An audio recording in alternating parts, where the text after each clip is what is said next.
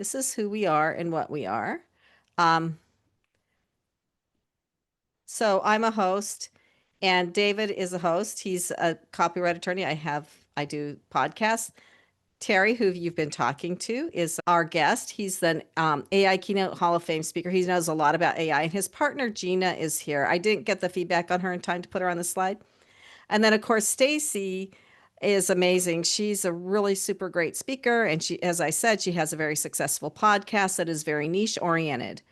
Now, I want to go to another slide. So we were originally going to have Rob Greenlee here. And Terry, thank God, Terry stepped in because I don't know as much about ChatGPT 5 as he does. And Rob was going to talk about ChatGPT 5. Rob's very good friend, Todd Cochrane, who is also one of the early podcasters, died unexpectedly at the age of 61 at the airport of all places. He was getting on a plane. It shook the community, the podcasting community, people that have known him. And Rob and these other three guys did this podcast.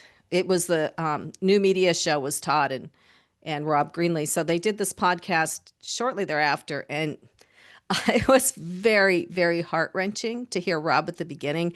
AI will never be able to take the place of that. I don't care how good it gets. There was so much emotion. But then he went on, the four of them went on to talk about kind of the podcast journey from day one, right? They've been there the whole time. I listened to the whole thing. I found it really super interesting. And I would encourage you to listen to it if you're into podcasting. It's kind of a walk down memory lane. So that's what I have. I'm Elizabeth Gearhart, host. David Postolski is the host. Terry's a speaker.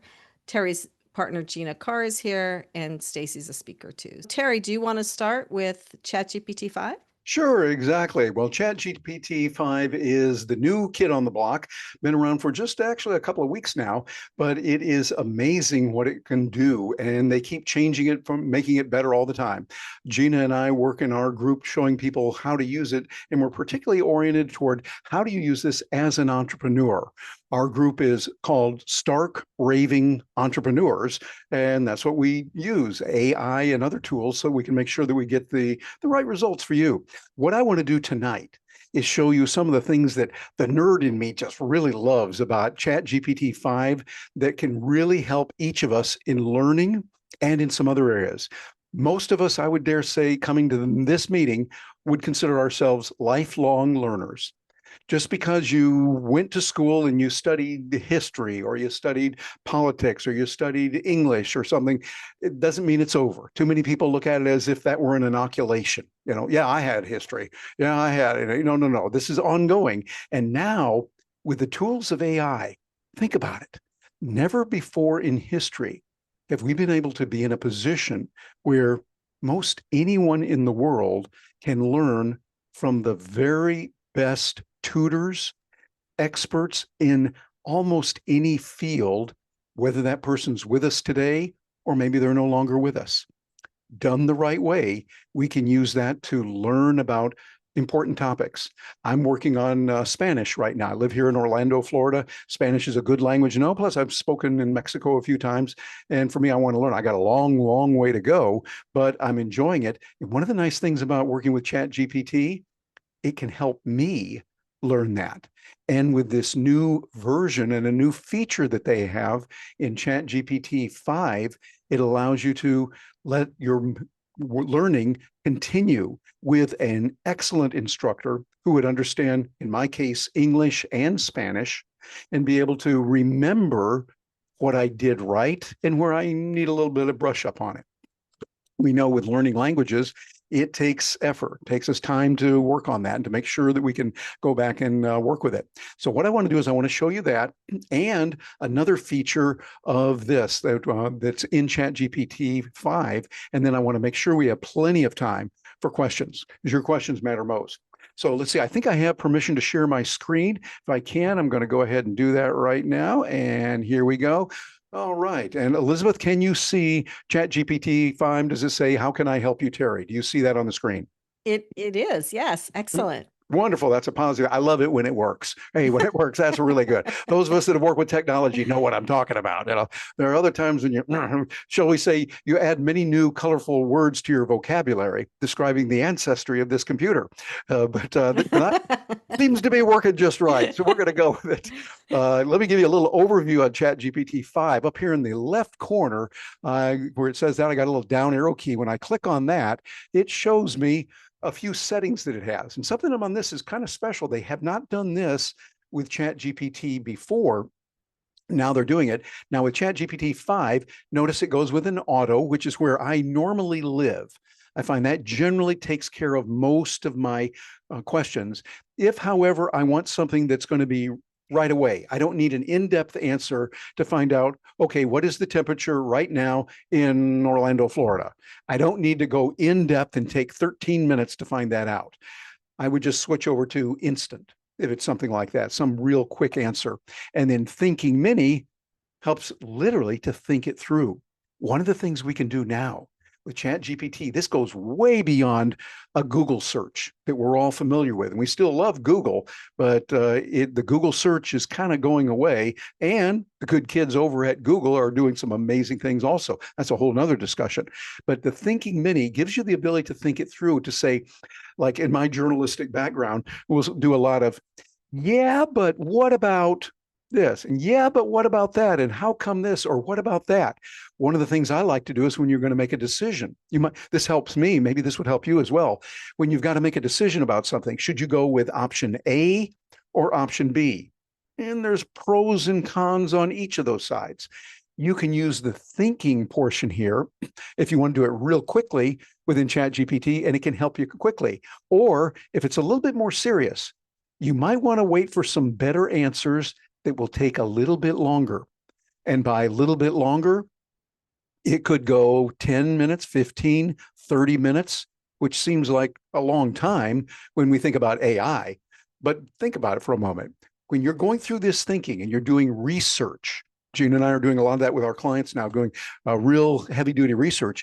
It gives you a quality when you ask for it, when you go in there for that, at a PhD dissertation level of quality. This is in, oh my goodness, land. This is where what it is doing is giving us some information that's really in depth.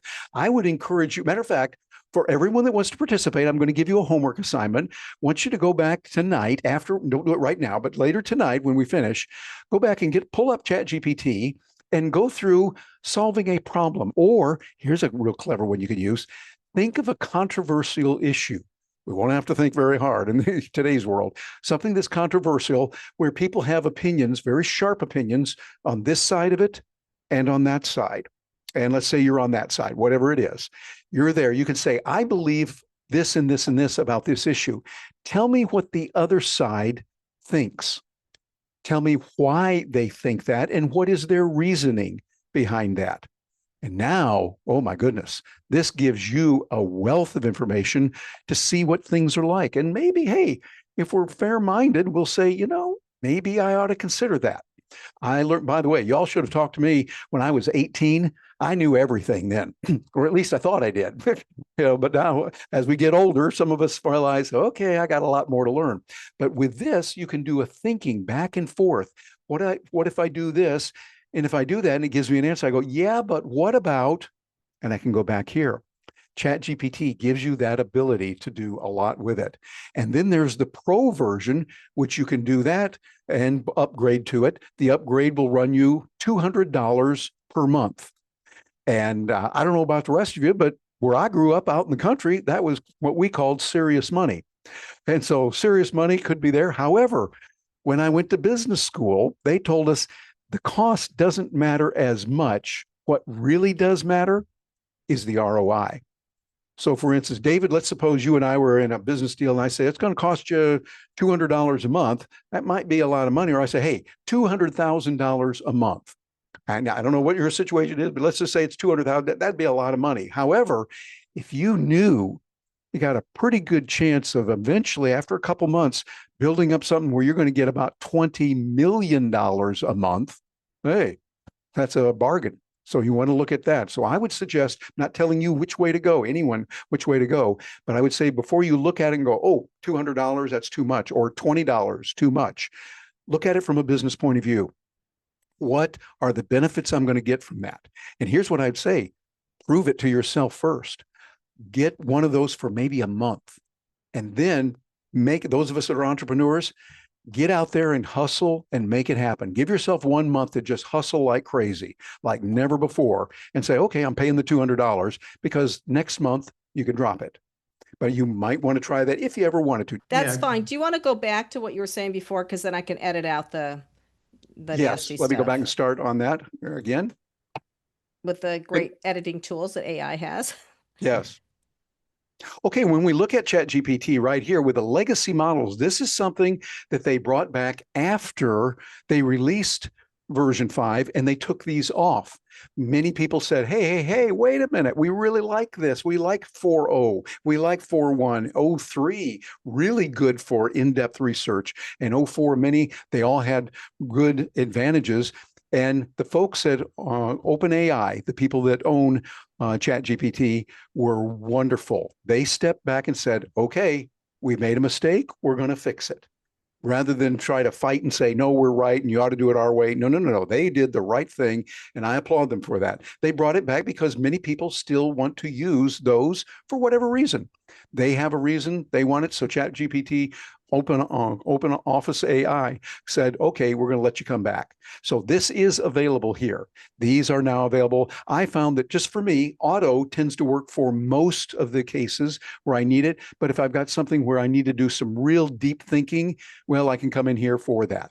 But then where it really opens up, and I want to take some time here. And Elizabeth, I think you said we only have 6 hours for this tonight. Is that right? Can you ask ChatGPT if that person that hacked us could see anybody else that was here and steal their information? Yeah, let's see. Well, they could take the information that was shared in the chat. They can see the person's name, but I mean, they don't have access. Whatever you shared in the chat, yeah, that person would see it. Yeah, they would probably see that. Elizabeth, how would you like me to proceed on this? Well, I mean, there's not a lot we can do. We did everything we could to try to stop this from happening, and it's a problem with the Zoom, I guess. Yeah.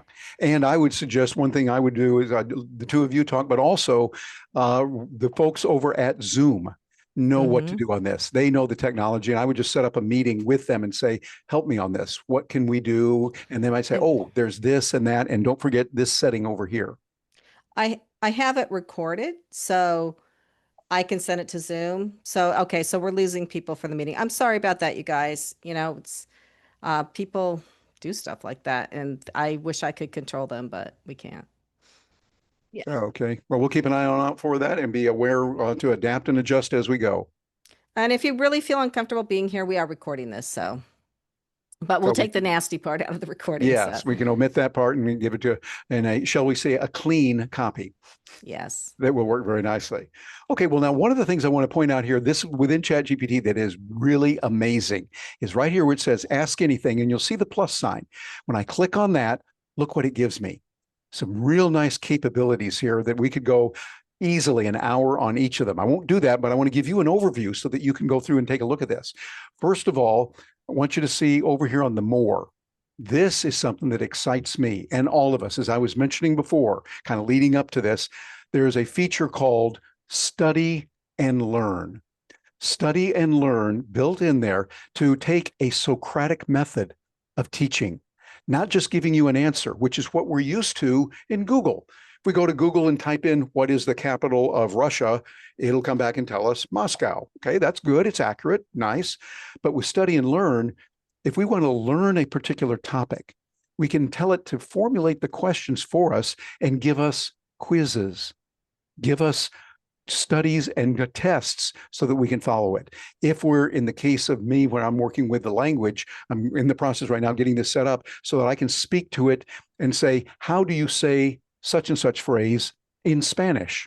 And it will come back and tell me. And then when I say it, it listens to what I'm saying. And he'll say, okay, Terry, that was good, but let's try that last word again. The way you want to pronounce that is this. And the study and learn can help you on that, as well as other topics. I'm not a lawyer, but let's say I needed to learn something about one area of the law, just for my own edification. I wanted to learn that. I could have it design a training program for me to teach me the basics of that area of the law, find out the ramifications of it and what are other lawyers saying about it, etc. Now, that does not in any way, shape, or form take the place of a real honest to goodness lawyer who has sat for the bar exam and passed the law. No, you need that. We definitely need the real lawyers. But when I can get some information that will help me to understand it more, that's good. This study and learn feature is one I would like you to look into. And matter of fact, would love to hear from you. If any of you are using study and learn right now, let us know.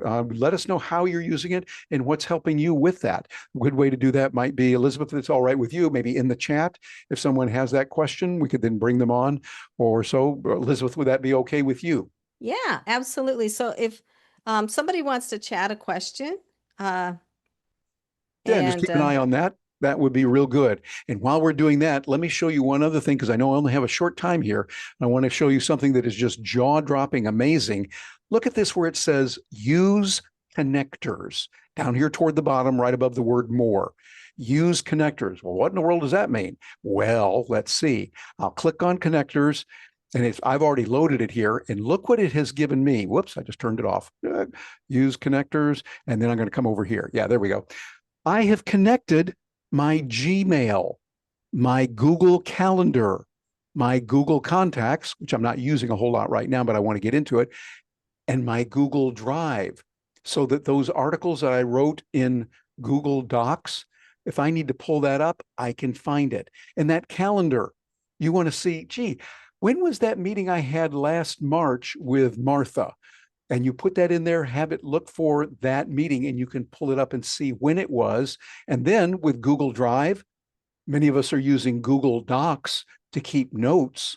We can then pull it up and say, tell me what Martha said. It was last March of last year that we talked, and she said she was going, was it Boston or San Francisco? I forget where she said she was going.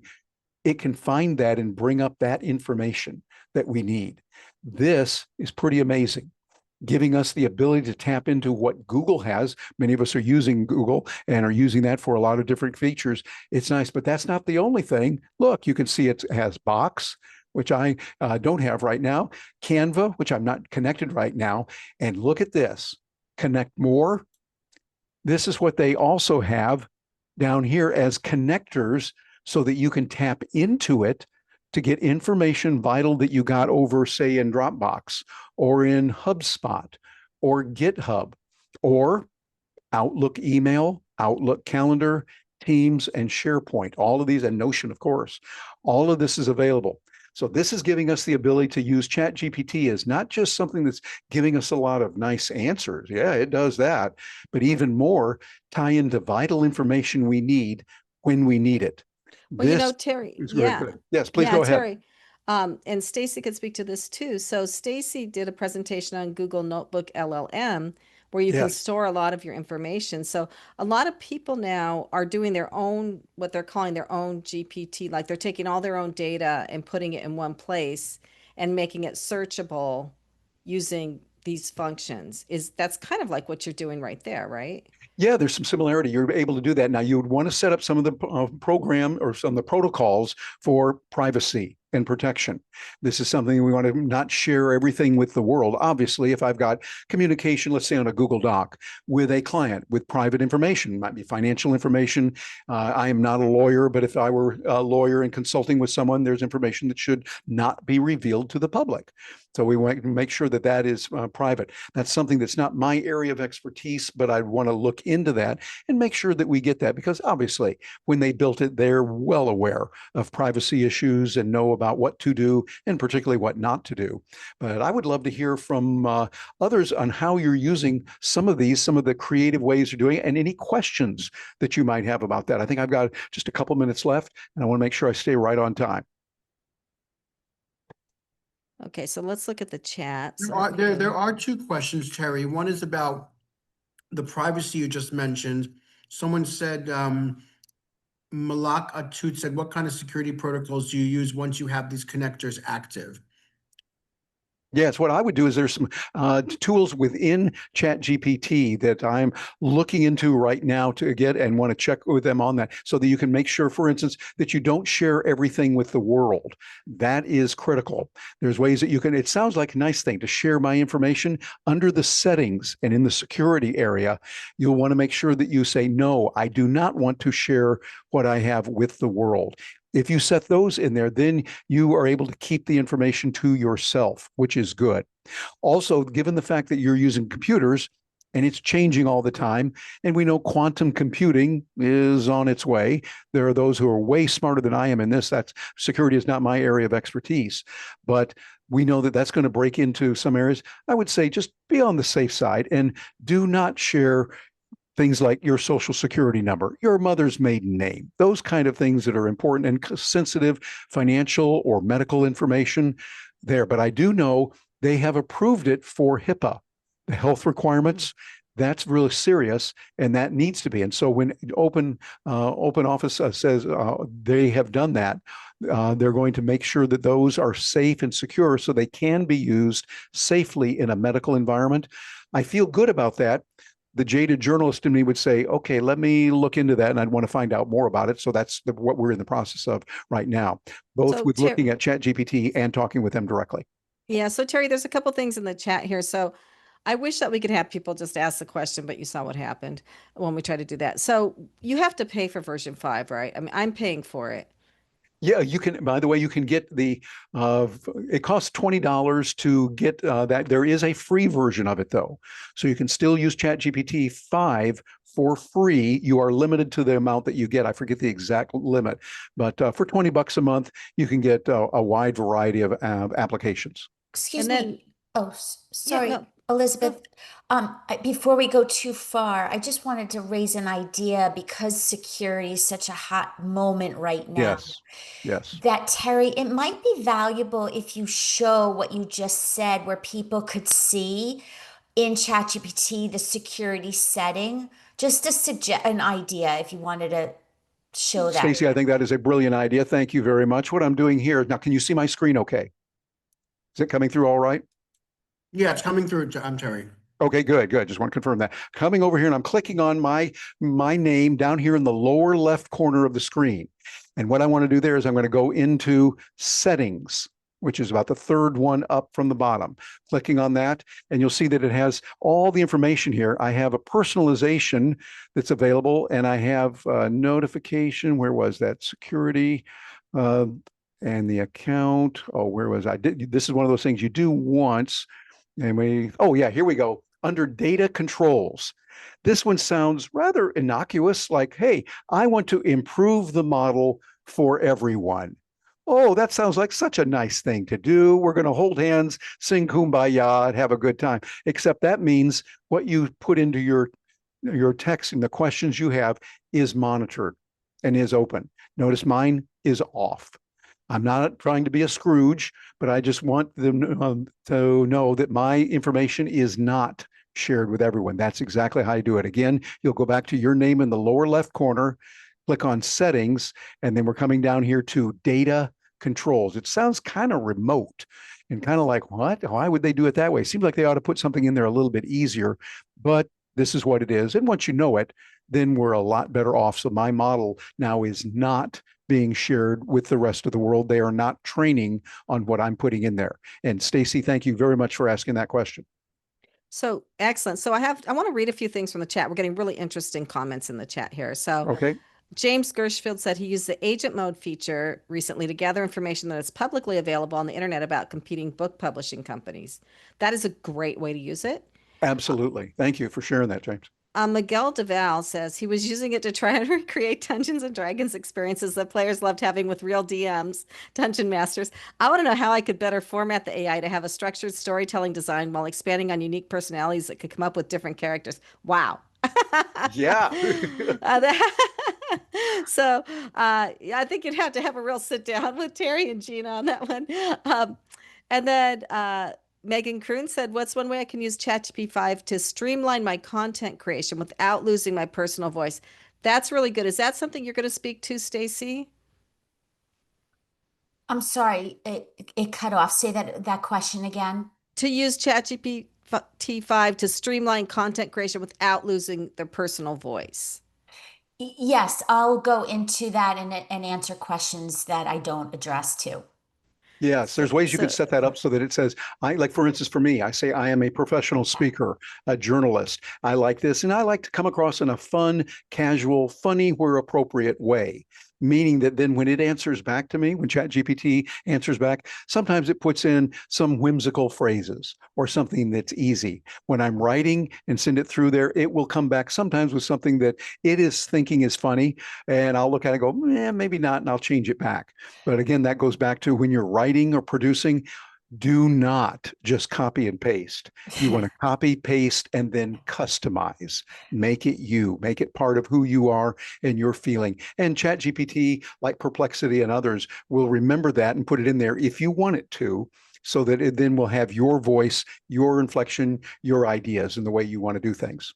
Yeah, And and then, Elizabeth, oh, sorry. yeah, no, go ahead. I don't want to forget because that is a good question and tip that I have. Mhm. It's I have a running list on my computer. I keep an Excel spreadsheet and I just keep adding the list. I have like 200 words there of don't use. So when I talk to ChatGPT or any of the platforms, I literally copy, paste, or save. Do not use these, and I keep adding to it. Oh, that's good. I think by That's adding to it, then we're all learning. We grow and we say, "Oh, I don't want to use this phrase," or "I didn't know that 3 weeks ago." So that's yeah, that's really smart, Stacey, because I think the other thing, and correct me if I'm wrong, but when people ask ChatGPT about you, this is going to factor in because ChatGPT is learning who you are. It's not just taking like all of your content. It is taking all of your content and how you have defined yourself online, but this is also helping define you in those search engines.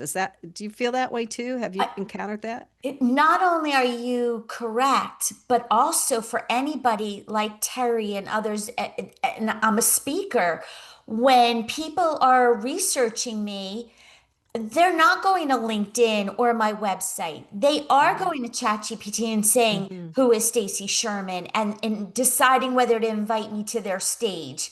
And they bingo. told me that. Yes. Yes. Stacy, you're absolutely right once again, and that is a key. So we need to be aware. This is where it is. Right now, I think as Neil Patel says, SEO is no longer just search engine Mm-mm. optimization; it's search everywhere optimization. And you can actually ask Google Gemini, because I did, how to show up as an answer on ChatGPT and the other search. And it will tell you, it probably won't tell you everything, but it gives you some places to start. Yes, good point. Um, and you really have to define who you are. Anyway, that's a whole nother topic. I'm sorry, we're getting off topic. So It's okay. easy to do that. There's so Yeah. much with ChatGPT. Yeah. So I want to read this other one. So Christina Hines is preparing for the CC exam. I'm not sure which one that is, and asked GPT to help me study and make it game-like, but I don't know how to do that and study and learn the thing. So, um, I Can you tell us think, what is CC? It could mean a number of different things. um, uh, I don't see it. So, um, not data controls. Um, So Lee Selkirk says the benefits of ChatGPT business minimum 2 accounts versus a $20 per month version. Is it worth it? And then how to prevent GPT from lying. I don't think you can. It gets the ghost answers. And we watched a video on this and someone said, well, you just have to live with it. I don't know. Do you agree with that, Terry? No, I would say what you want to do is you do it. I've learned a lesson in journalism, real important when you got to get a story. If I get a story from one person and I hear what she says and I run back and immediately write it up and say, this is what's going on in the world, that would be a dereliction of duty.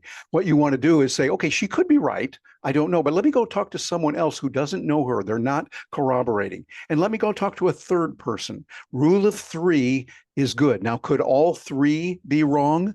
They could, but I like to take that, and in the world of what we're doing with AI, I use Chat GPT, and when it's something I need to really find out, I'll also use another tool like Perplexity and Grok So I can look at that. Claude is an excellent tool. There's several, so you could try several of them if you want. I found that using three, find three of them that you feel comfortable with.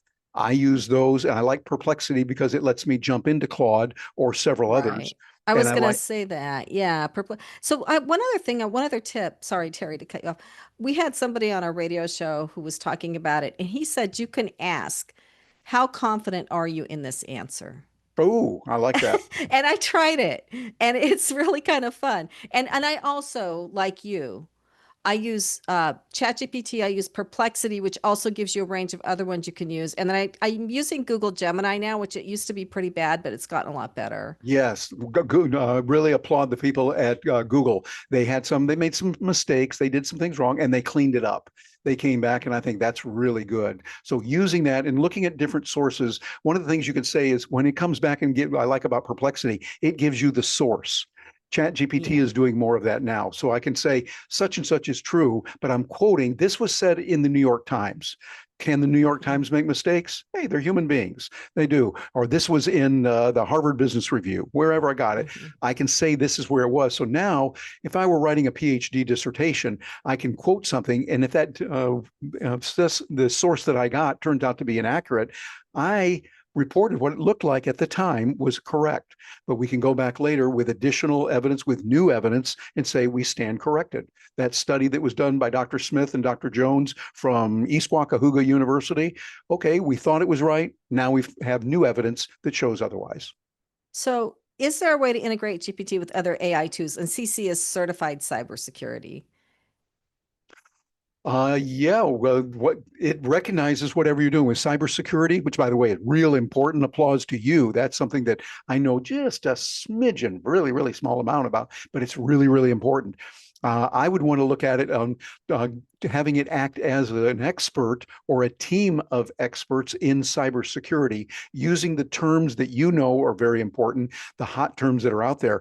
And that's something that you would want to stay on top of on a regular basis, because the people who are way, way smarter than me in cybersecurity say, yes, this thing is changing so fast, it's hard to keep up with it. But I think this is where we can have AI keep an eye on it so that it's doing the research, and have AI help us to protect and to stay ahead of what else coming in the other areas. It's kind of like what we do. We say with AI, and is someone's voice, is that the real person?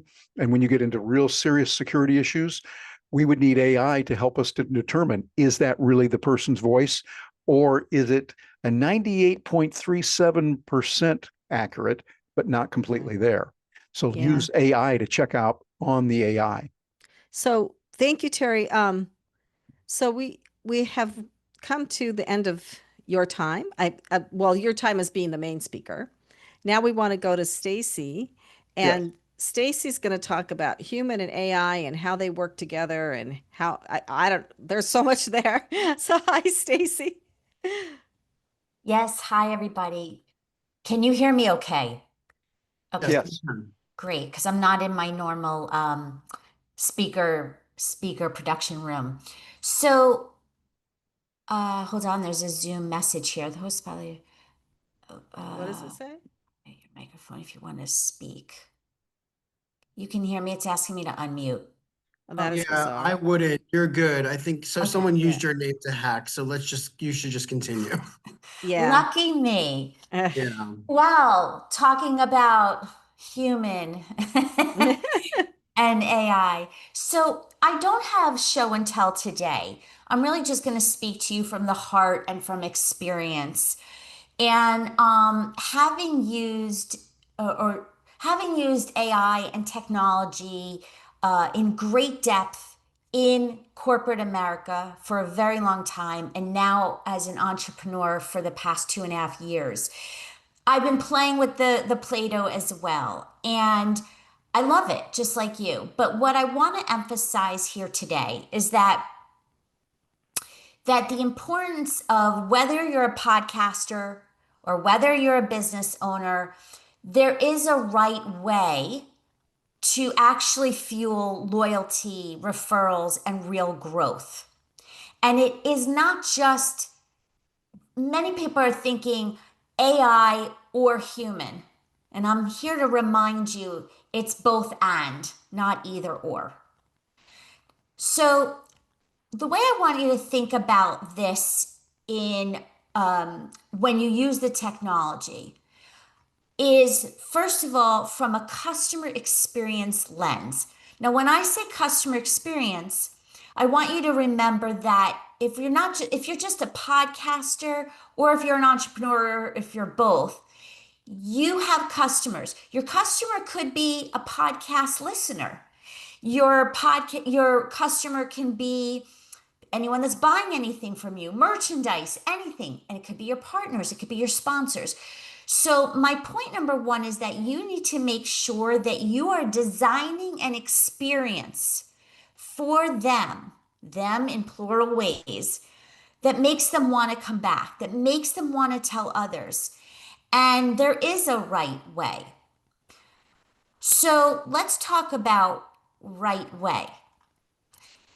When you think about the right way, and you think about using all the different technologies that are out there, and by the way, I would recommend leaning into like one or two, because you will find yourself going down a rabbit hole and getting frustrated and confused and not sure which to use. You can actually get really stressed out. So test a few, but then pick your tool, pick your favorite one or two. All right, so the right formula. Number one is R, right, repeatable. What I mean by that is when someone's coming to your podcast or someone's coming to your business, they have an expectation that no matter when they come, there's going to be this consistent feel, this consistent sound.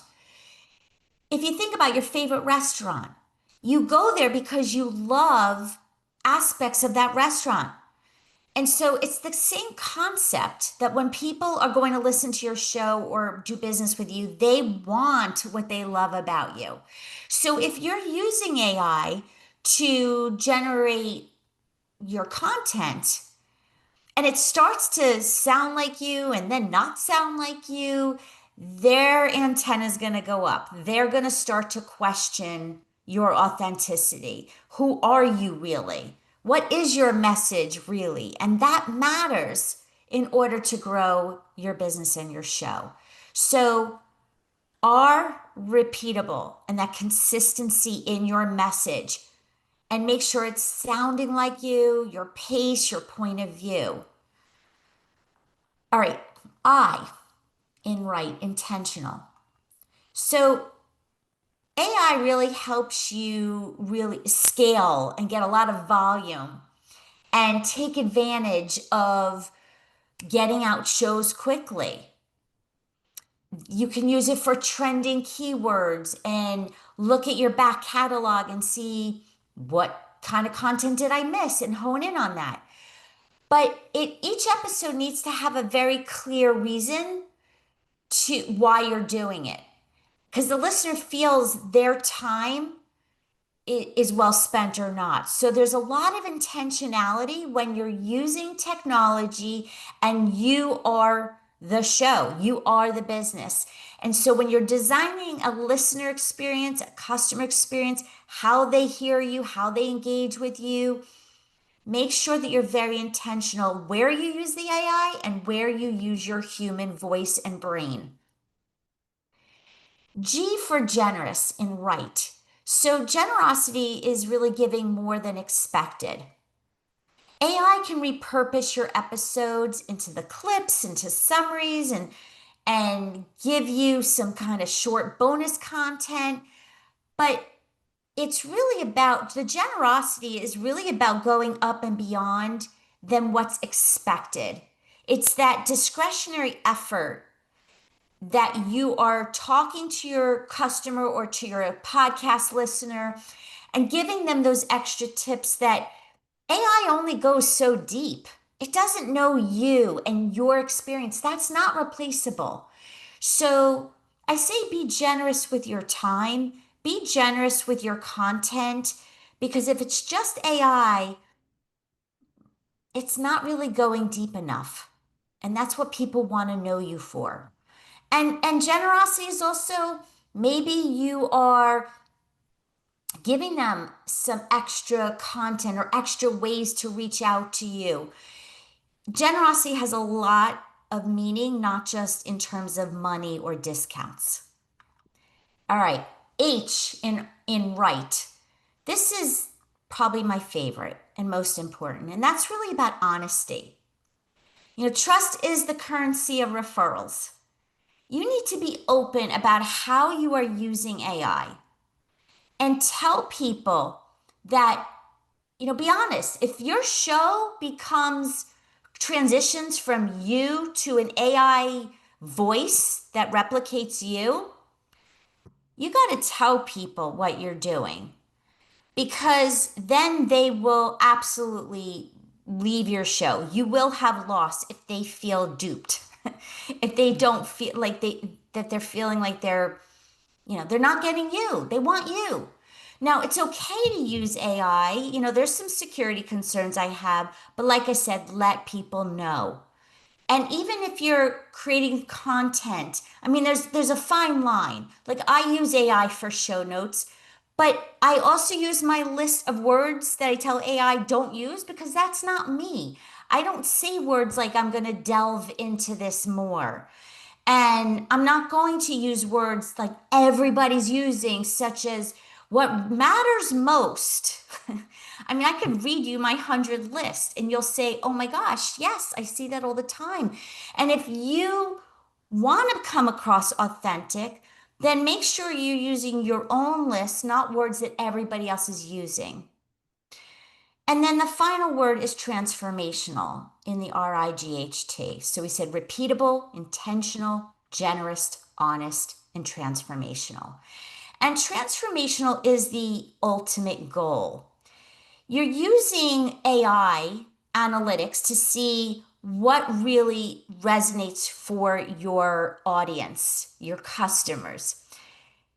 But then you really want to dive in and see, where are they listening? Where are they engaging? Where are they not? So that you can actually create episodes that can change lives, that can actually impact their personal life, their business life. And so I say to you that use the data that AI can absolutely transform how you show up and how you podcast and how you run your business, but use it for the greater good. So there's a lot to say and there's a lot to deep dive in each letter alone. But my point to this story and to this lesson here is that AI is our friend.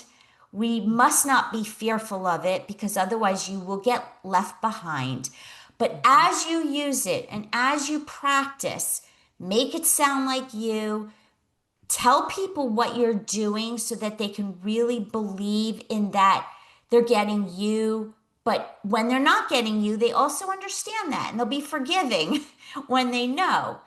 And design an experience. You could take the back of a napkin and say, how do I want to design a journey that people go through? My listeners, my sponsors, my partners, my paying clients, how are they going to learn about me? What are all the ways? How are they going to buy if you offer something to buy?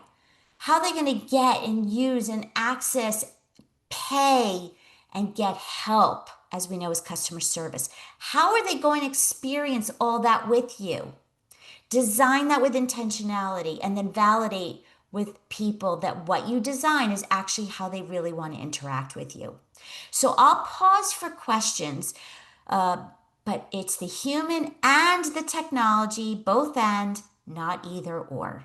Thank you. Yeah, that's 100% true. And I see Gina's answering some of the questions here. So that's awesome. Thanks, Gina. So one question in the chat was, how do we get AI to sound like us? And she said you can use a tool like 11 Labs. Have you used that, Stacy? So I have not. I've seen many people use it. And the only reason I don't is I'm still one of the skeptics of giving away my voice and my face. And I know that you can go to my YouTube channel and get it anyway. But I'm not being proactive to give it. So, Yeah. but yes, many people do enjoy that tool. And Yeah, and I think you can use like we use AI for the radio show for the intro, and it's obviously a different voice and it's music. So it's obviously not us, but I think like if you're doing an intro and an outro on your podcast, it's okay to use AI because people know it's really obvious, right? I think the biggest thing people are worried about is the transparency, right? It's the honesty when you're giving advice. And I believe every show, like my show's Doing CX Right, it's about doing, not just talking and thinking. And your show, your content really needs to tell people how to do things. So when you're telling them advice to do, don't make it where they can go to ChatGPT and get the answers. You want Right. them to know because you have a zone of genius. And that's why I think in podcasting, especially, storytelling is huge. And you can tell your own personal stories with things. And that can't, I mean, maybe it could be AI, but it really is personal to you. And people will know that it's you. And nobody else can really tell that story unless they're telling it about you in third person. But um, you know what I mean? It's like tell your story, make it personal. And when you're podcasting too, people like the host. They want to get to know the host a little bit. So put a little bit of yourself. So someone said for Stacy, Megan Croon, when most of your audience only sees you through a screen, how do you make the experience feel personal and real? Can you give an example of how you keep the human connection with AI? It's a good one. Do you have an hour? So let me answer that briefly here. So when most of your audience sees you through a screen, how do you make the experience feel personal? Well, I will often I use LinkedIn or social media to ask questions and then I bring that to the show. And I will highlight people. I will really emphasize that human beings are asking these questions and answer them so that they know like this is from where I got the information. This is what people want to know. I'll invite them to email me and ask me questions and I bring it to the show. So that people feel like I'm interacting with them. When they write me, even on social media, I respond directly to them so they feel that connection to me. So it's like the online to the offline is intentional. Hmm. And you've had your podcast how many years now? 4 years. 4 years. And uh, where does Listen Notes rank you? 2.5% global. So the top 2.5% global. What are you doing that you think is helping with that? It is very much personalized. It is Hmm. very much listening to the voice of the audience, listening to the voice of your clients. And I'm very big on listening because the marketplace is telling you. So when you are listening and you are responding to what the marketplace tells you, it's not Stacy's desire or guess or promotion. It's actually listening to the human. Now, what I will do with the AI blend is I'll take that information and I'll go into Perplexity or others to say, okay, give me some stats, give me some data around this so I can complement my experiences with data. And that's a perfect example of blending where technology really helps. The other thing is have people on your show that are experts in your topics. There's plenty of room at the top for all of us. And so I have people who are in my customer experience and service field. I have speakers. I'm a speaker. Like I have us to all kind of talk about because and have people in your industry talk about on your show or content. Don't be afraid to lean into people who are doing things similar to you because again, there's plenty of room and you learn a lot from each other too. Right. And everybody does things a little differently. So somebody may want to work with you because they like you better than the other person, just for whatever reason, right? Yeah. Yeah, I've always felt like there's plenty of room too. Yeah. So are there more questions for Stacy? It's kind of a hard topic because customer experience, everybody is different. And how do you tailor an experience to get the audience that you want to come and stay? It's tough. And It is tough, and not enough people are thinking about that they have to design their podcast with that target audience mhm, in mind. And so I want, if anything, you could remember what I say today. I want you to remember that the word customer or client is not just, someone who's at the cash register. They are people who engage with you at any point of where you exist in your content. And so you really need to think about how do they learn about you and how do they interact and how do they get help from you, and really make sure that you are intentional of how you enable that, because then they yes. tell others or not. Yes. Jiru wants to ask a question. Can you please put it in the chat because we're getting hacked? Um, so this, oh, so there's Terry. Terry had a comment there. Do you want to say it, Terry? Yeah, sure. I can say one of the things we can do is we can use what's called sentiment analysis, where we find out from AI what they really like. So what Stacy says so beautifully and so well of connecting with customers, you can find out what they are saying. Go out to places like Reddit, like Facebook, like X, formerly Twitter, and find out what people are really saying they like and what they really don't like, and then find your avatar, what people are looking for in that particular psychographic, not just the demographic, but the way they're thinking and feeling and what they're doing, where they're really telling you what they want. Find that, and then we can start offering that in our content that we have and other areas too. Stacy, I'm sure you're doing some things with that. What are your thoughts on that? Yeah, that is a fabulous point. We honestly could spend an hour just on sentiment Yeah. analysis. And that is sentiments and emotions. I do a measurement when working with clients about where are you creating an emotional high. Yes. And you can use AI to actually, like, it takes a lot of time to read all the comments across all the big internet ecosystem. But Mm. AI is your friend to extract what are people saying, good, positive, negative, and then lean into where they're really liking what you say and what they say, and then go fix the pain points of those sentiments. Exactly. One of the things we can do, for instance, as a speaker, we're traveling around a lot. We might go to pick a location, South Dakota, and I'm going to speak for bankers, say. I'm just making this up hypothetically here. And I would find out, what are bankers in South Dakota troubled with right now? What are their major problems? What are they doing? What are the major issues where they have disagreements? Tell me about that, so that now you're coming up to speed a whole lot better on what's sensitive to them, what they like, what they don't like. And at least it's a much better start to do that. And I think we can all do that, whatever our market happens to be.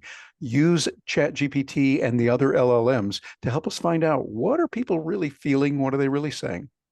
And what it thinks of your podcast too, right? Oh, Like yeah. these are great analysis tools, What are right? they saying about my podcast and other podcasts that are like mine, Yes. that are What are they similar to mine or have said this same thing? What are they saying? Yeah. We do have a oh, so someone wants you to share the prompts for what prompts you would use for the analysis. Well, I did it for yeah, I actually did it for my website. And I just said, "Can you please look at this website online and give me ideas for making it better, for improving the usability, improving the SEO?" And boy, and I did use three different I used ChatGPT 5 and I used Perplexity and I used Google Gemini, which I know someone on here doesn't like Google Gemini. It's not my favorite either, but it's Google, right? And I got some very actionable items. ChatGPT 5 gave me the best answer. And it actually gave me a graphic of what the homepage should look like on a phone. So that I did really like it for that. Um, so those are the kind of prompts you could do. I did want to say something else from the chat. Okay, this is from Darlene. Darlene, I am dying to see this. She says, I have a unique looking three-wheel bike and people love to see me ride around, so I'm working on doing live videos. Okay, you got to put your you got to put your contact in there so we can see these live videos. Yes, That is please. That'd be amazing. great. Make some great video.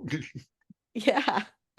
Um, yeah. So, I think for the prompts, you guys, everybody, like, I just keep digging down and it gives me new prompts to say, do you want me to do this? But what do you think the best strategy is for your prompts? I would say Anybody? one of the things you want to do is ask ChatGPT, what is a good prompt to ask you? Let it create the prompt and then keep refining that. Again, get out of our Google thinking from years ago of what is this one answer, and rather have a discussion with it with lots of, yeah, but what about kind of questions. So you can say, Mhm. okay, this or that, and tell me more about that. That, by the way, is a good prompt. Tell me more, and Okay. have it go even more in depth. Yeah. What about you, Stacy? Do you have anything to add to that? Um, I just keep learning and then saving it and giving it back. Yeah. Because what I'm finding, even in the personalization area that I'm doing right now, kind of playing with it, it's very limiting. Like even the instructions I've given it or the words I tell it don't use, it won't allow me to put it's like you limit your please limit your responses to 1,500 characters or less, right? It doesn't have a good UX, user experience, Yeah. because it's just Yeah. limited. So that's why I say I always keep a spreadsheet or a document on my desk, to when I get a good prompt or I get a good response, or just keep adding it as a diary that you may have to copy and paste sometimes. And then I did want to ask Gina to weigh in here. So she is the real tech person, right? And she really hasn't gotten a lot of chance to talk, but she knows so much. So Gina, do you have any ideas or suggestions to get people on their prompts and how to get the most out of it? Oh, thanks. Appreciate it. Well, one thing that is important, especially if you work with different clients, or if you are putting into your chat tool information about other people, is before you start that, say asking for a friend or asking for a client, because otherwise it can get confused. So sometimes I am asking for my nephew or for my mother or for my sister or a client. And I don't want it to be confused. So that's something that helps. Hmm. And separate from prompting is to go into your settings. Terry was showing some settings earlier. And so if you go into your settings and you customize it, it allows you to have some custom settings. It allows you to personalize, and that can save you a lot of trouble also. And every now and then ask your tool, what do you know about me? You know, I that's great. I do that, but I think too, ask somebody else to do it. Because I asked my coach to do it. She got about me, and she got a completely different answer than what I got about myself. Like, it's Well, really fun. okay. Well, I mean, certainly that makes sense. It needs to know more about you personally. Like it knows some things about me personally that if somebody else asked about me, I would not expect it to share those personal things, but I want it to know some personal things about my health so that when I'm Mhm. asking it a health related question, that it will know that. So, Oh, I see what you're saying. So you want to find it out for yourself. I think it's a good idea to see what it knows about you when other people search too. That's a little different topic. And then there are ways that you can standardize your data across all of or your content across all of your channels and everything you're doing so that it can find the answer more easily and you can control what you want it to be, right? But mhm. that's another topic for another day. Sorry. Um, so with that, it's time for David Postolski. David is an attorney at Gearhart Law. Oh, real quick in here, Terry, how do people get a hold of you? Best way to reach us, both of us, would be starkravingentrepreneurs.com. You go to Okay. starkravingentrepreneurs.com, you'll reach both Gina and me. And you can also go to my website, terrybrock.com, which is spelled, that can be spelled different ways. It's Terry, and Brock is spelled the right way, Brock. So terrybrock.com. And Stacy. Yes, I just put in the chat my website, and LinkedIn, which I'm very engaged in, and hope you are too, because it's a great networking tool. And the LLMs pull from my LinkedIn to find out about me, almost everything. Okay, so David Postolski is an attorney at Gearhart Law, and his email's david@gearhartlaw.com. David, where are you? I don't see you I on my. am here. Hello, Yay. everyone. I've been listening very intently as to what Stacy, Gina, and Terry were saying. I'm coming from a little bit of a different approach. I am not just a copyright attorney, but I'm also a patent attorney. I literally help people protect their AI agents and AI technologies for close to 20 years. And so I've been in the AI game for a long time. Right now, the topic at hand is what we're talking about here is ownership of content. It's really important as an intellectual property attorney. It's really important for all of you to understand that the things that you create are actually your property. And if you want to own them, then you have the ability to file your creative and artistic creations as one of as a copyright application, a copyright being one of the three major forms of intellectual property. So there's patents, which is kind of everything related to science, biophysics, chemistry, computer science, mechanics, electrics. There's trademarks, which is the second form of intellectual property, which is all about protecting your brands, the names of your podcasts or your slogans or stuff like that. And then there's copyright, which is the third form of intellectual property, which is all about protecting the creative and artistic works that you create. So your newsletters, your actual recordings, your voice, if you will, those things, your marketing materials, the way your website looks, stuff like that. And so it's been really interesting what's going on in artificial intelligence for the last few years. When the U.S. Constitution the U.S. Constitution is the first document in the world written in 1790 to talk about copyright protections for the creative and artistic works we create. In 1790, when it was written, the word author was used. The word author.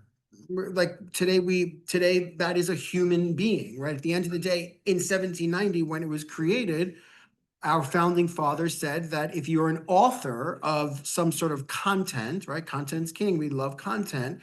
But if you're an author of creative content, then you have the ability to take that content and file a copyright application. And then it becomes your property. You get to control what happens to it. And so that's a great form of protection. You get to control whether somebody copies what you're doing, whether somebody duplicates what you're doing, where somebody basically uses the things that you create without your permission. So it's a really awesome type of protection. But here we are in 2025 in the onset of artificial intelligence, which has been around since the 40s, but right now, taking center stage, where artificial intelligence has been ruled by the courts in the United States as just last year as not being worthy of copyright protection because artificial intelligence is not a human being. So to Stacy's point, I was, that was so ringing true. Like she wants you, like one of the right ways of using AI is to keep the human element. Well, if you want to protect the things that AI are creating for you from a copyright perspective, being able to control that, content that you create, then it's the same thing as Stacy said. Right now, under the law, anything that is created by AI is not considered human. It is that those are two entirely separate things. AI is not human, and then there's human. If you want to get a copyright on something that you've created, then you've created it must be human. And so there have been a lot of cases in the last few years where people have used AI to create content for them, whether it's a recording, whether it's a logo, whether it's a book report, whatever it might be, whether it's anything kind of creative and artistic. They've tried to file that as a copyright application with the United States Copyright Office, and the Copyright Office says no. Sorry. You need, if this was created by AI, then it doesn't satisfy the human component that you need in order to get copyright protection. So in 1790, the Constitution said human. In 2025, the courts are still saying human. If you want copyright protection under United States law, then the thing that you are trying to protect must have a human element to it. It can't simply be something that AI created for you. So what do you do? So what do you do? Right? We spent the last hour talking about how to use AI to help you create things. What do you do? It's not, it's very, very, again, very similar to what Stacy was saying. You can use AI as a bouncing off point, which is kind of the most responsible and ethical way of using it anyway, at the end of the day. But from an intellectual property perspective, it's exactly what we want you to do, right? Take the results that was created for you by Gemini or Claude or Grok, I don't care what. Take the results that was created by that artificial intelligence and add something human to it, right? Transform it, add it, edit it, adapt it, supplement it, do whatever you got to do, and then take that piece of work that you created, whether it's a recording or an image or a video or a newsletter, I don't care what it is, and then take that and file it with the United States Copyright Office and be fully transparent about it, right? The part of the right that Stacy was saying, be fully transparent about it. Let the Copyright Office know that I used AI to give me the inspiration to now, present to you the human and creative element that I am trying to protect. And so that is, from our perspective as lawyers, that is the most responsible, the most responsible and ethical way and legal way of trying to protect something that has been born, let's say, from artificial intelligence. And so, David, yes, go for it, Elizabeth. how Yeah. how much do you have to change it? Excellent question. So this has come up, as you could imagine. Right now, the laws, what happens is there is no laws yet, right? Right. There is no federal law on this. But what happens is that people try to push the limits of things that have been created by AI. They try to file copyright applications or patent applications or trademark applications. They've been rejected for such reasons because of the human element. And now the courts have created somewhat guidelines, if you will, that the Copyright Office has to has to abide by. And so right now, as of January 2025, to answer your question, the human creation has to be substantial. It has to be demonstrable creative input. What does that mean? We don't really know. It's a case-by-case basis. That's how the Copyright Office is looking at it. And so when I say be responsible and ethical and be transparent with the Copyright Office, let them know what AI gave me, what I've added to it. And by being transparent, that's the only way. If we're ever going to give more validation, if we're ever going to give more rights to AI, maybe not like Westworld's rights, if you've watched Westworld or something like that, but if we are going to give rights, we're going to give intellectual property rights to AI, then you as authors, you as podcast creators, you as video producers, you gotta push the limits as to what AI has given you and what you've added creatively as a human. That's the only way these laws are really going to change, whether you agree with it or not. This is where we are today, right? If you want to protect something as your own, then you as a human being must have some substantial input to it. So what does that mean? People always say, I use this very, very famous example. Like people know this. Let's take AI to the picture. Recipes, right? I can't protect a recipe, right? It's like a teaspoon of that and a mix of that and put it in the oven. Like there's nothing original about it. And I can only get a copyright on something original. And so for many years, people will come up with great recipes. They can't protect them. But then how does Martha Stewart have, thousands of cookbooks that are protected? She has taken all of her recipes. She has combined them together in a creative and unique way, packaged them in a book, added some creative elements to it. This was my recipe when I was living in South Dakota. This was what I did. I was inspired by my grandmother. And that's what she has a copyright on. That book, that collection of recipes. And so it's kind of the same thing, right? At the end of the day, use the AI for sure, use it as this gathering of information, but the selection or how your unique organizational way of taking the input that has come, the output that has come from these AI programs, and you packaging them in a certain way is what's copyrightable. And so that's what we have to do. Prompts in of themselves are not copyrightable, right? I know you were all talking about the best tips for giving prompts today, where we are right now. No, like I said, how to prompt someone is not actually copyrightable. But if you created a book about how to prompt someone and best practices and, edit in your creative input, your human element to it, that could be copyrightable. So it's David, could you Yes. copyright a whole YouTube channel? Somebody You is asking. could technically copyright a whole YouTube channel. However, to Terry's point, a lot of these social media sites, a lot of these AI, ChatGPT and whatever, they have their own terms and conditions. They have their own limitations. They have their own they have restrictions.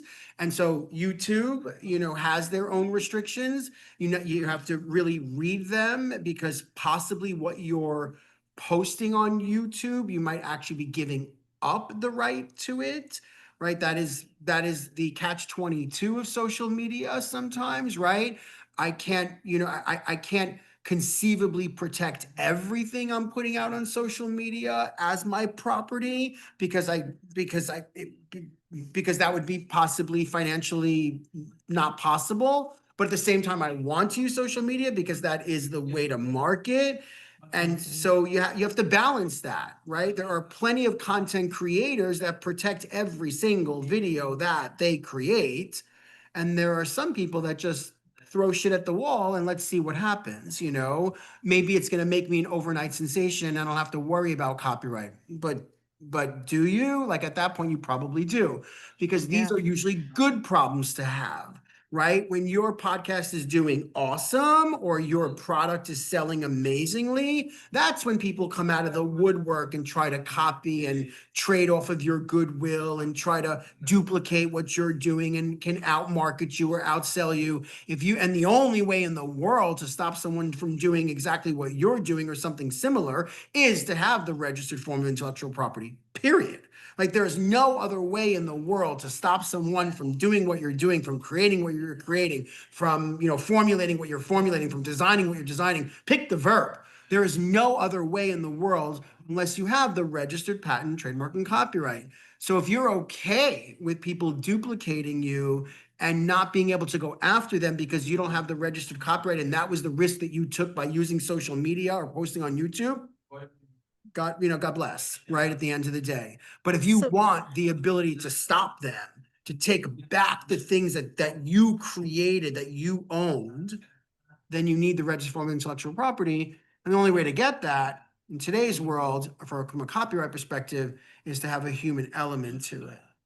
Right. So so Thomas Kramer has been having some very interesting comments. One of Tell them, me, Thomas. so Thomas, right? Did you I guys don't meet? think so, actually. No, I Well, don't think I know Thomas. one thing he said is, do you think podcasters or online radio will ever need to be licensed by the FCC? That's a good question. I don't know if any of us have the answer. Terry, It's a great question. do you have any thoughts on that, Terry or Gina?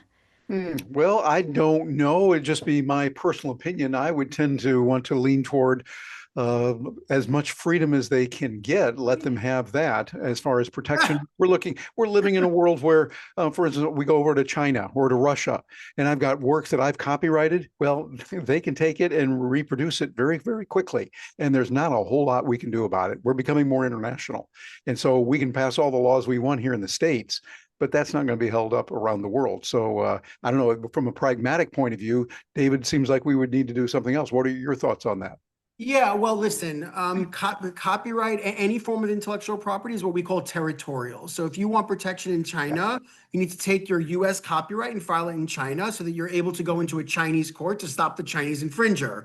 That's really how it goes. Yep, makes sense. But at the end of the day, interesting about the FCC, 15 or 20 years ago, you probably all remember, like they thought maybe the internet was going to be, was going to be less democratized, more privatized, if you will.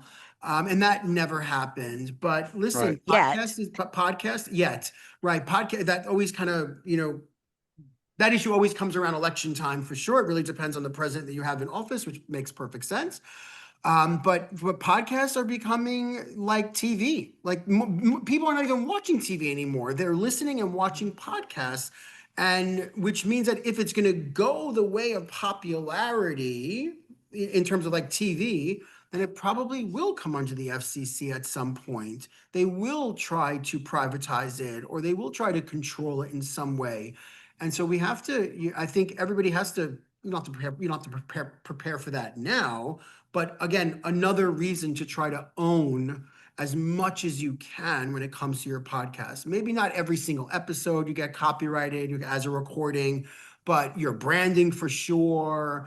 Maybe the notes that you put out afterwards, your recaps, your summaries, things like that. Things that you're probably to Stacy's point, kind of, having your episode and then using AI to kind of create show notes or something like that, or a recap, adding something creative to it. And maybe that's the message that gets out. That's the message that's actually copyrighted.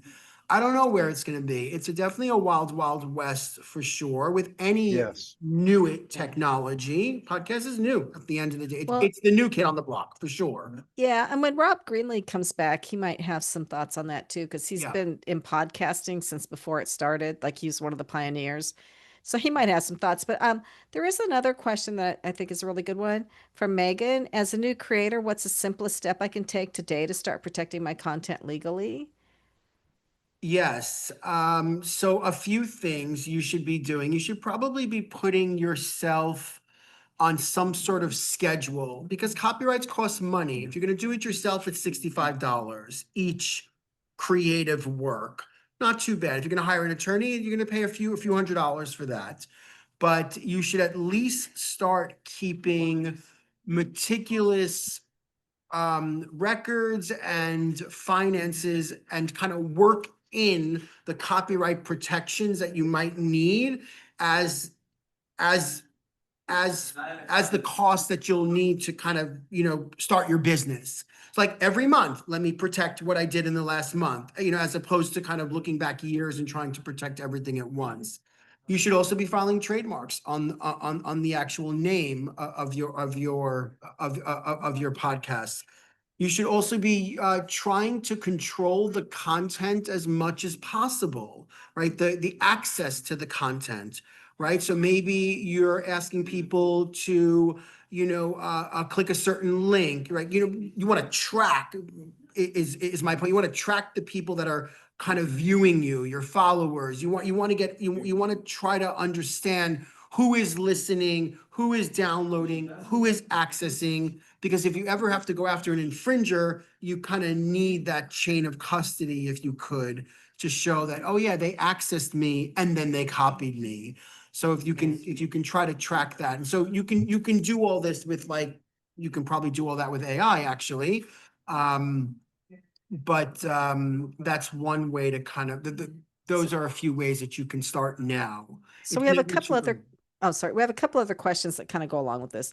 if you mark something as copyrighted, does that help you protect it? And also how, if you don't have any money, what's the best way to go about with copywriting something? Yeah, so yes, I saw someone mention the poor man's copyright. So first of all, you have to understand that anybody can use the copyright symbol.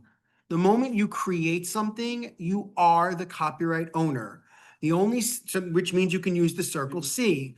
The only thing you have to do in order to protect that, meaning to actually go against somebody, like if you realize that somebody actually took your copyrighted work that you did not register and you put a copyright symbol on, you will not be able to go after them until you yourself register that work. So you can use the copyright symbol, even if it's an unregistered work, but the only way you're really going to be at maximum protection is if you take that work and you register as a copyright. How do you do this when you have no money? That is the question we get all the time at the law firm. Most of our clients are startups. Most of our clients are entrepreneurs. Most of them are starving artists. Here we are telling them to go and protect every single thing that they create at $65 a pop. That's a lot. But it has to become the cost of doing business. You have to contemplate this. It has to be part of the product you're selling or the service you're selling. You have to work it into it. Otherwise, it's going to be really expensive to go backtrack, and Right. kind of do everything that I'm talking about only after you've discovered somebody infringed you. That's just the So, way it is. You can't get insurance after your accident and expect the lowest premium, right? If you get into an right. accident and then go to insurance policy, they're going to be like, I'm sorry, you just got into an accident. Like, I'm going to charge you, $10,000 a year. But if you didn't, if you can buy insurance, i.e., file a copyright application before your accident, then it will probably cost you less in the long run. So David, here's another question here. What happens if you're doing a live video and there's something playing? Like, let's say you're doing a live video in a bar and Billy Joel's Piano Man is playing in the background. Yeah. It's captured on your video. Are you in trouble? So very famous lawyer answer, it depends. At the end of the day, if you are using if you are using your video that has Billy Joel's Piano Man playing in the background, right? If you're using that video to commercialize the product or service that you're trying to sell, then that's when the courts start to look at it a little bit differently. Oh, wait, you're using that video that has the Piano Man playing. And so can Billy Joel come and say, well, you used it to make money, but you only made money because my Piano Man song was playing in the background? Yes, court, that's exactly how a court thinks. They will attribute your success to the fact that you possibly use another copyrighted work without permission, and the money that you made, a portion of it at the very least, should have gone to the copyright owner of Piano Man. It's a very case-dependent situation, but the moment you use your video for that, it becomes what we say not fair use. But if you're just using it to educate people, maybe not, maybe market, it's blurry, as you could imagine. Then if Billy Joel came after you and you're able to say, well, I didn't really use it for any other reason but to educate students, I don't know, other people in the industry, I didn't make anything, then he can't make that argument that he can't make the argument that the money that went into your pocket should have went into his pocket. Okay, So, we have to, yeah, so that's good. Thanks. I mean, we have more questions come up. So is there a way you can find out if something's already copyrighted? Is there a yes, database? yes, yes, yes. There is no excuse in the world to use another person's copyright because you are deemed to know that they have one. You can go to the US Copyright Office and you can do a search. Also, many universities in the world, including Cornell, most of the major universities have what they call copyright search projects, where you can literally type in a work and see, is it still under protection or has it fallen into the public domain? Meaning I can use it without the fear of somebody accusing me of infringement. Yes, there definitely. You can probably go to ChatGPT and say, "Can you give me all the public databases that you can show me the copyright, whether something is under copyright?" And you'll probably get a bunch. Okay, now Linda Lee Richter, where are you? Oh my gosh. She has Patents. 19 patents approved in Web3. You go, girl. That is awesome. Love it, Linda. David is a patent attorney. Yeah. You can consult with David. He gives a half-hour free consultation, right, David? I can give an hour if you need it. It's David at gearhartlaw.com. Yeah, I admire you. That is amazing. That is truly, you must be one smart cookie. That's all. So, okay. And enforcing patents. Yeah. So David can help you with that too. I think I think Stacy answered this question really well. Someone wanted to know best way to get a podcast going without like just seeing what's going to work. And so if you can figure out who your audience is, do a poll. There's a lot of AI tools that will help you figure out what kind of podcast is going to be popular, right? I think Terry and Gina would know those. I use some of them. But you know what? I podcast about what I want to podcast about. I don't, you know what I'm passionate about. Yeah. So, what is an example of content podcast non-tangible copyright information? Yeah, I'm not so sure. I read that question. I was trying to understand what you're asking, Samantha. I think you're trying to ask is what about my podcast can I copyright? You can copyright the recording itself. You can copyright the marketing behind it. You can copyright what kind of the takeaways of the actual episode. Those are some of the kind of non-tangible stuff that you can copyright when it comes to podcasting. Right. And somebody had brought up trademarks before, and then somebody brought up patent search. So, David, if somebody wants to get a trademark, do you recommend they do a search first? Yeah, I always recommend doing a search for a trademark or a patent before filing it. You just never know. And yes, I can definitely help with trademarks if you have some questions, Yolanda. Just reach out. So, how can startups stay innovative and still protect their intellectual property in entering international markets? So, that is a good question. It's also an expensive one, right, David? Yeah. Unfortunately, you only have protection in the countries that you file. Most of our clients are startups, and they do not file. The largest companies in the world do not file in the over 180 countries that are in the world. You have to be very strategic about it. You have to know where your markets are. You have to know where your potential infringers are. You have to know where your investors are. You have to know where your strategic partners are. Those are the markets that you file in. It's definitely not going to be worldwide. I had a client once come in and say, I have a brush.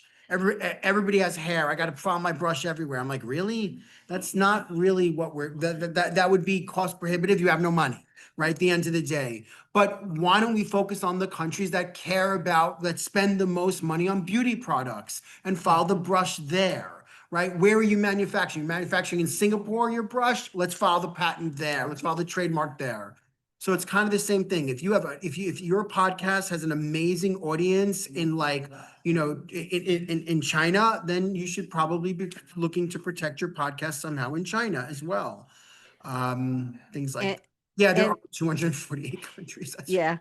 And David has quite a bit of international experience. He doesn't actually even live in the United States. I don't. I actually live in Israel. I split my time between Israel and New Jersey, and right now I'm calling you from Fort Lauderdale.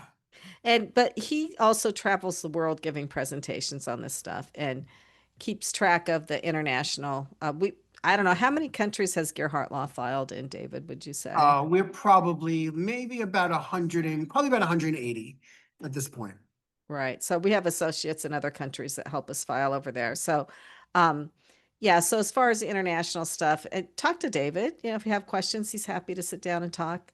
And he knows a lot. He's been doing this for a long time. So, okay, we are at pretty much the end of our time. Are there any more questions or anything anybody wants to talk about before we sign off?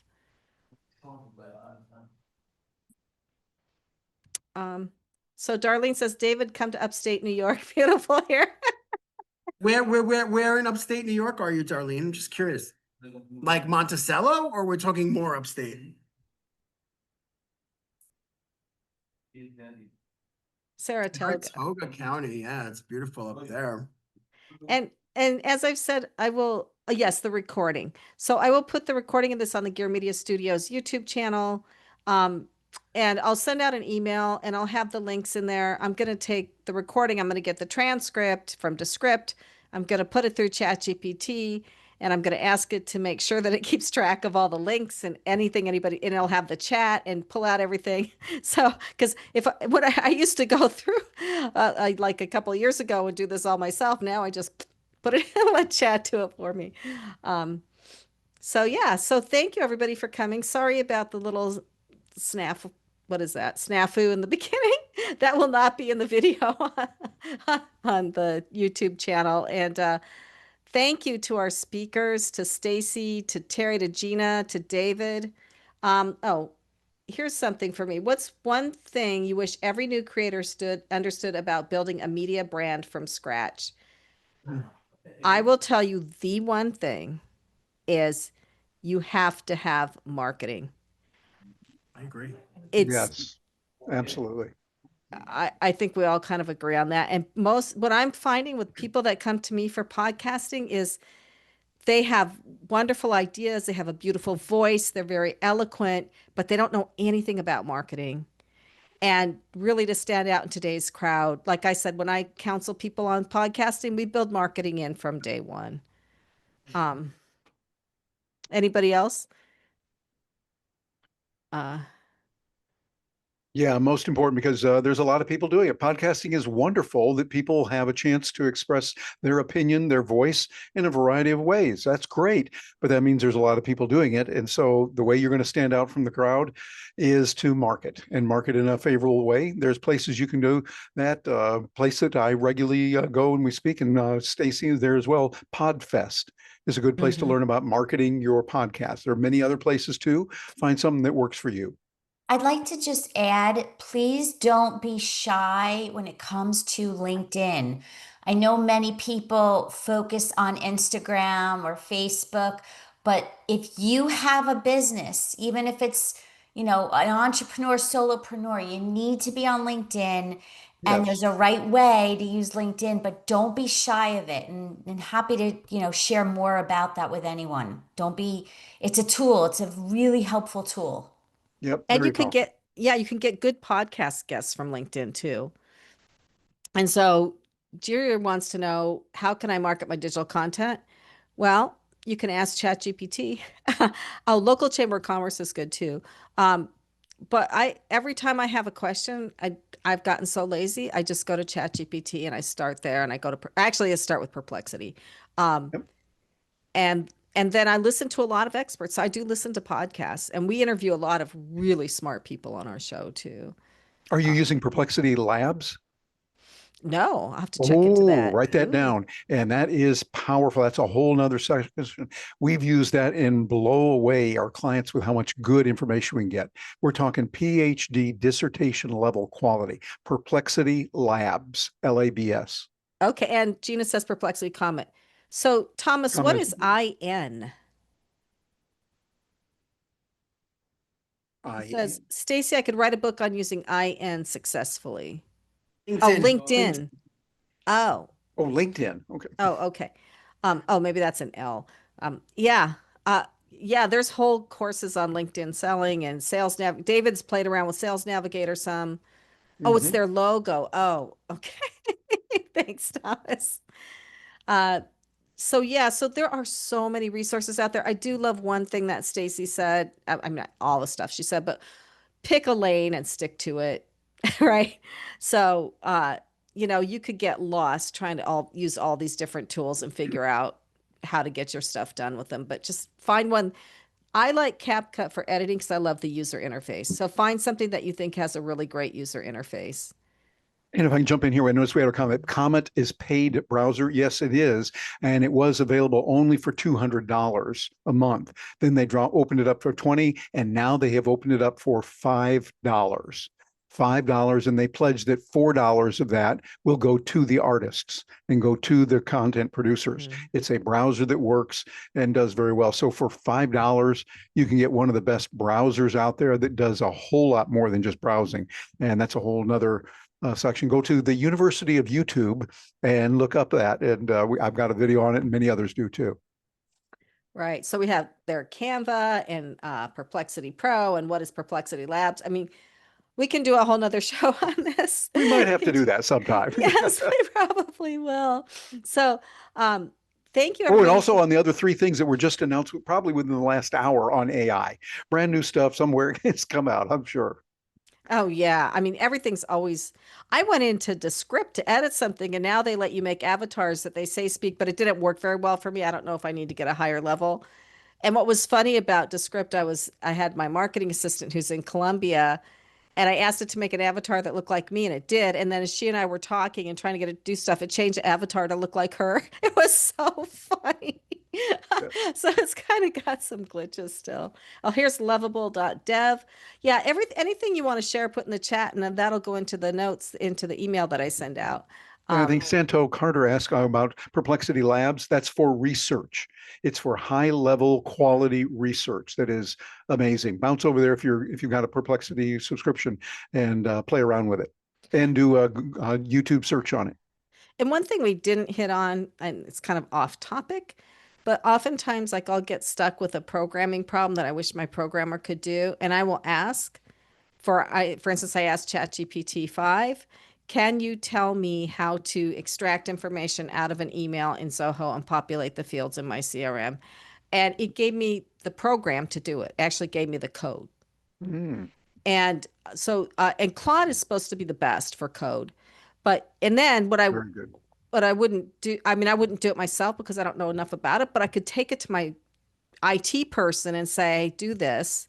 And they could tell me whether it's, I'm on the right track or not, but at least I have something to take to them. Yeah, and you could So- use Claude to say, show me the code, and then give it to me in the language that a 10-year-old would understand. Tell me what Yeah. this code just did. Oh, David's got a jump. He's got a screaming baby. Oh, that baby is so cute, David. I saw her this morning. David, thank you very Everyone, much. Thank Great you. information, buddy. Bye-bye, Thanks. bye-bye. Bye. Okay. Yeah. So again, I'll put there's lots of contact information here. And I'm so glad to see all the excitement around AI because honestly, whether we like it or hate it, it's here to stay, and we have to know how to use it. We have to control it so it doesn't control us as much anyway. Look at it like Right. electricity. When it first came out, many people didn't want it. They thought it was terrible. Going through the prince and powers of the air, they would say it's of the devil.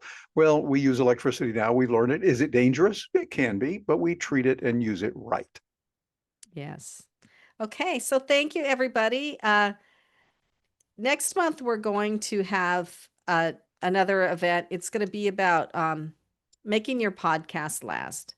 So we're going to have a speaker on here who he's also using AI tools, et cetera, but he's going to be giving tips on how you can keep your podcast going and make it last. So thanks, everybody. Thank you. Bye.